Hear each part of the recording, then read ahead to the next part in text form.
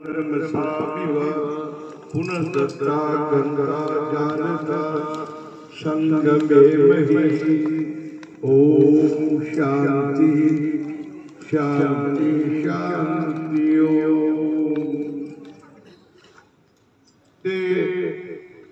मैं की आखा शास्त्री भी दसण वाली कोई गल नहीं।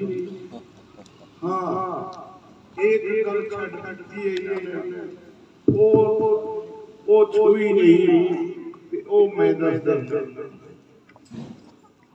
संत श्रोमणी स्वामी सर्वानंद जी महाराज आर्य प्रतिनिधि सभा के महाउपदेशक थे और वो कितना काम करते थे, कितना प्रचार करते थे। एक बार की घटना है कि वो रेल के द्वारा पहुंचे और वहां रात के 8 बज चुके थे। जिस स्टेशन पर उतरे पूछा उन्होंने कि यहाँ से 20 कोस पर वो गांव है जहाँ आपने प्रचार करने जाना। और स्वामी चल दिए पैदल राजस्थान के अंदर। रात हो गई, लाइट थी नहीं, अंधेरा था और वो जा रहे थे। आगे उनको एक कुत्ते की आवाज सुनाई दी और उन्होंने विचार किया यदि कुत्ता बोल रहा है तो वहाँ आदमी भी होगा, कोई घर होगा, कोई गांव छोटा मोटा होगा और उन्हीं के द्वारा पूछ लिया जाएगा कि अमुक गांव कहाँ है, वहां मैंने प्रचार करना है जा जाके। और उस कुत्ते की आवाज पर चलते रहे और चलते चलते पहुंचे कहाँ? एक खेत के अंदर एक झोपड़ी है और झोपड़ी के अंदर एक बूढ़ा सोया हुआ अपना खेत के इलाके खरबूजों के इलाके और वो कुत्ता उसके पास था, वो भौंक रहा। स्वामी जी ने उस बूढ़े से पूछा कि मैं आर्य समाज का उपदेशक हूँ, मैंने उस गांव में जाना है, उसका रास्ता बताओ। उस बूढ़े ने कहा अब तो रात के 11 बज चुके हैं और आप वहां तक नहीं पहुंच सकते और 11 बजे जाकर आप क्या करोगे? सब सो गए होंगे। तो फिर कहा क्या करूं कि आप यही रहो झोपड़ी में, मेरे पास टूटी सी चारपाई है, छोटी सी चारपाई है, इसी के ऊपर हम दोनों सो जाएंगे। अब सोचो विचार करो।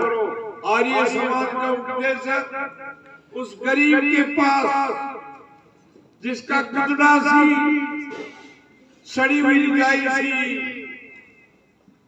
उन्होंने कहा, पंडित जी ने कहा, पंडित रामचंद्र जी ने, महाउपदेशक जो आगे चल के संत श्रोमणी स्वामी सर्वानंद जी बने, कि मैंने तो भूख बहुत लगी हुई है।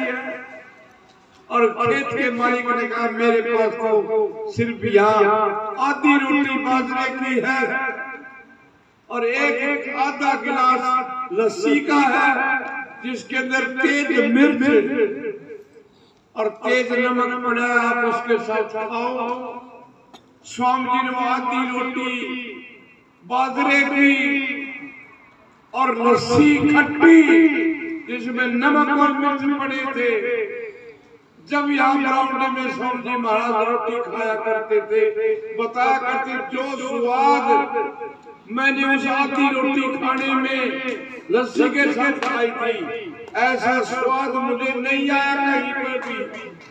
ऐसा उपदेशक आर्य प्रतिनिधि सभा पंजाब का। और उन्होंने वो आधी रोटी बाजरे की लस्सी के साथ खाई और टूटी सी खाट के ऊपर फटी सी रिजाई गंदी मंदी उस बूढ़े के साथ सो गए। और जब सो गए, नींद आने लगी, तब याद आया तो आर्य प्रतिनिधि सभा पंजाब का उपदेशक है। और आज उपदेश देना था, उपदेश की जगह पर नहीं पहुंच सका, पर मैं तो अपना कर्तव्य का पालन करूंगा, इस बूढ़े को ही उपदेश सुनाऊंगा। और वहां उस बूढ़े को उपदेश दिया, अग्नि मिले पुरोहितम, इस मंत्र की व्याख्या करके सुनाई, आधा घंटा था। ऐसे संत श्रोमणी स्वामी सर्वानंद जी थे, अपने कर्तव्य को का पालन करने के लिए ऋषि दयानंद का संदेश घर घर आदमी आदमी के पास पहुंचाने के लिए उन्होंने दुनिया भर के कष्टों को सहन करके और इस आर्य समाज का कार्य किया है। तो आओ संत श्रोमणी स्वामी सर्वानंद महाराज के जीवन से हम शिक्षा लें कि हम दयानंद का काम करेंगे। हम दयानंद का काम रात दिन तन मन धन से पूरा ताकत के साथ और बड़ी लगन और पवित्रता से उस ऋषि का संदेश घर घर पहुंचाने का संकल्प ले।